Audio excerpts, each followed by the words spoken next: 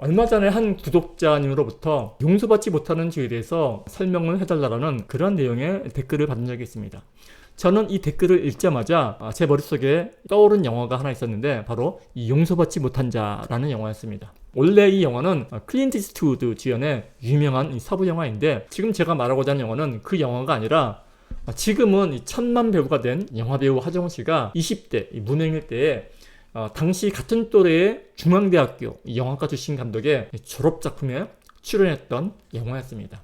하정우 씨는 지금도 매우 뛰어난 배우이지만 제가 처음 이 영화를 봤을 때는 정말 그야말로 이 찐 무명이었었는데 어찌나 이 90년대 군대의 군발이 역할을 실감나게 잘 하든지 도대체 이 배우가 어떤 배우인가 하고 연신 감탄하면서 영화를 봤던 그런 기억이 있습니다. 이 영화는 대학교 졸업 작품치고는 워낙에 작품성이 뛰어나서 각종 영화제에서 수상을 하는 바람에 이 감독의 의도와는 달리 의도치 않게 일반 극장에서까지 상영이 되었던 작품입니다. 덕분에 이 뜻밖의 구설수에 오르기도 했는데 왜냐하면 이 당시 대학 졸업 작품을 준비하던 감독이 제작비를 아끼기 위해서 이 영화의 주 부대가 되었던 이 군부대에 이 협조 요청을 하게 되었는데 처음에는 일반 상영을 염두에 두고 있지 않았기 때문에 군부대에는 그저 이 병사들의 이 우정 문제를 다루겠다라는 그런 이 거짓 시나리오를 보내서 이 군부대로부터 이 협조 승낙을 받았다고 합니다.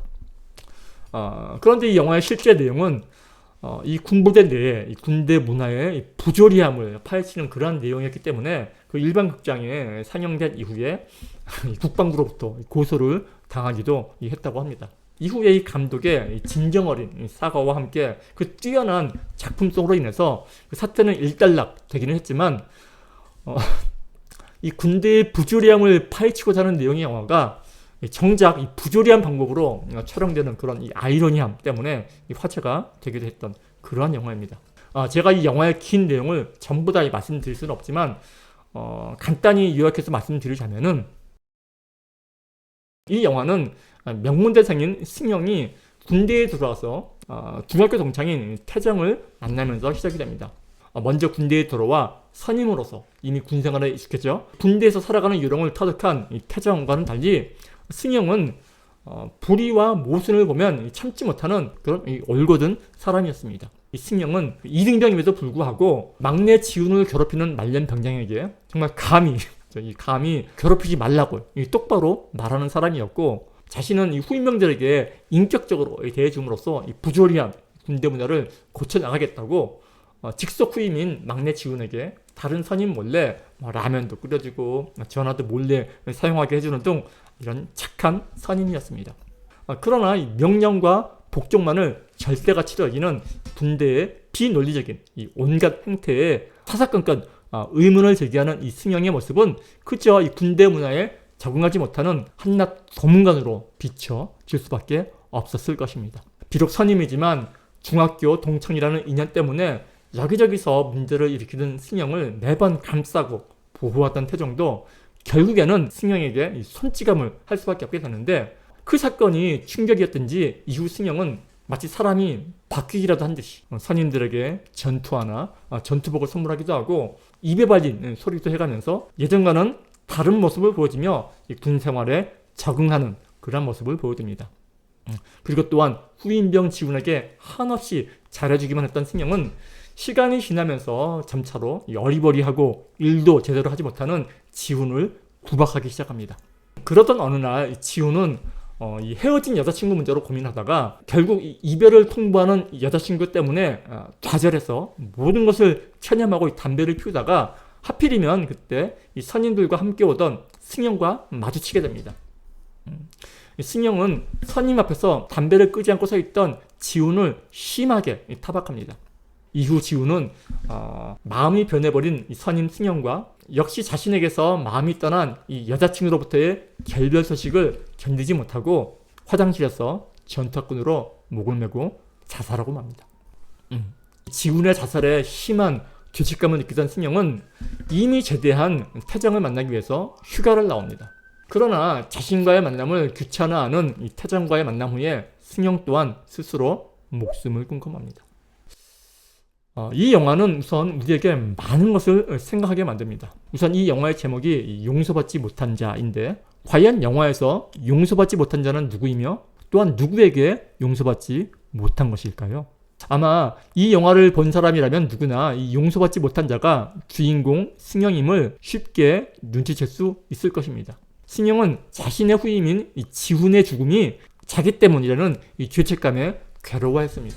그렇기에 자신을 용서해줄 그 누군가가 필요했지만 지훈은 이미 죽었고 이제 그 용서와 이해의 주체를 태정으로 생각했던 것입니다. 왜냐하면 자신이 지훈에게 했던 그 냉정함은 태정으로부터 배웠던 것이기에 자신의 행위에 대한 정당성을 태정으로부터 확인받으려고 했기 때문입니다. 그러나 끝내 그 태정으로부터도 자신이 기대했던 용서와 이해를 확인받지 못하자 승영 또한 자살을 선택하게 된 것입니다. 결국 지훈으로부터도 태정으로부터도 그 어느 누구로부터도 용서받지 못한 승영은 비극적으로 삶을 마감해야 했던 것입니다. 저는 이 대목에서 이 구독자님이 질문해 주신 성경 속 용서받지 못하는 죄에 대해서 생각을 해보게 되었습니다. 성경 속에서도 예수님께서는 이 용서받지 못하는 죄에 대해서 언급을 하십니다. 누구든지 말로 인자를 거역하면 사하심을 얻되 누구든지 말로 성령을 거역하면 사하심을 얻지 못하리라.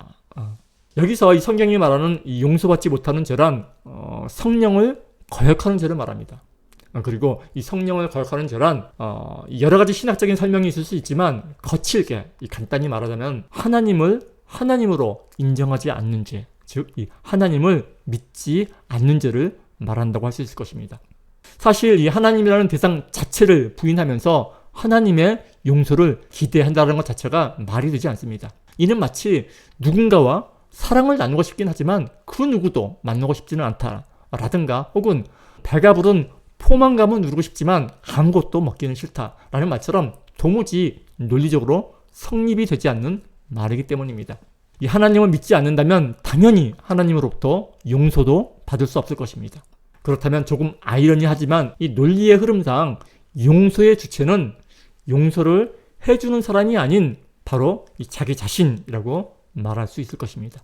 왜냐하면 내가 이 하나님을 믿는 순간 이제 그 용서받지 못할 죄는 용서받을 수 있게 되기 때문입니다. 물론 이 또한 신학적으로 깊게 따지자면 믿음을 받아들이는 문제 또한 하나님의 주권 아래 있다고 볼 수 있기 때문에 조금 더 복잡해지긴 하지만 어쨌든 이 논리적인 면에서 생각해보면 그렇다라는 말씀입니다.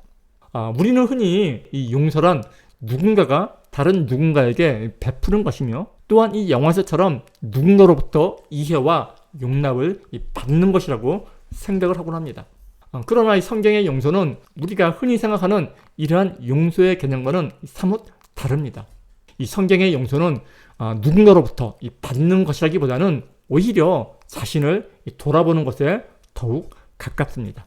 성경에서 말하는 용서의 핵심은 자신이 어떠한 존재임을 깨닫고 이 용서의 대상인 남들 또한 나와 하등 다를 바 없는 불쌍하고 가련하고 나약한 존재임을 깨닫고 이해하는 것에 있다고 말할 수 있을 것입니다. 성경에서 대표적으로 이 용서에 대해서 설명하고 있는 비유가 1만 달란트 빚진 자 비유입니다.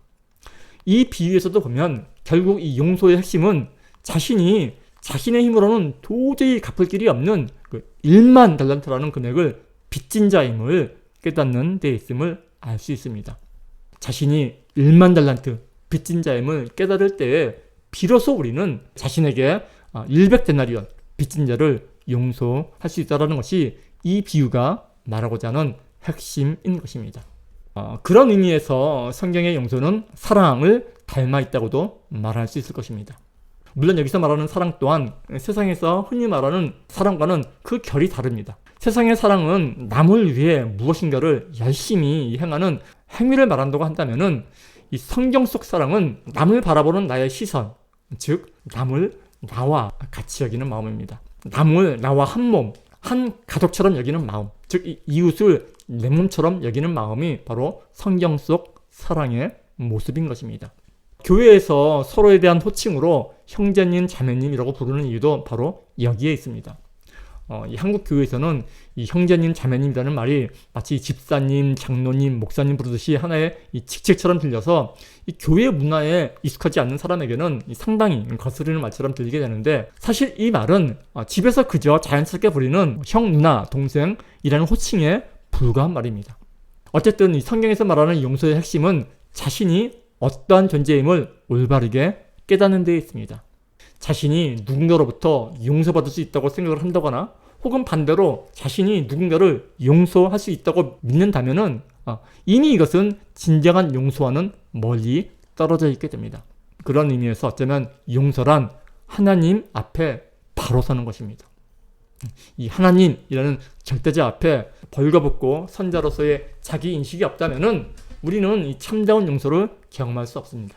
그렇게 본다면 이 에덴 동산에서의 인간의 참모습은 벌거벗은 채로 이 하나님 앞에, 아니 이 하나님의 통치 안에서 살아가는 그러한 모습이 아닐까 합니다. 그리고 이 에덴에서의 타락은 어쩌면 이러한 인간 본연의 모습에서 벗어나 자기 스스로가 내린 판단에 의지해서 서로가 서로를 판단하고 용서하고 또한 용서받을 수 있다고 믿었던 그러한 모습이 아닐까 생각해 보는 것입니다.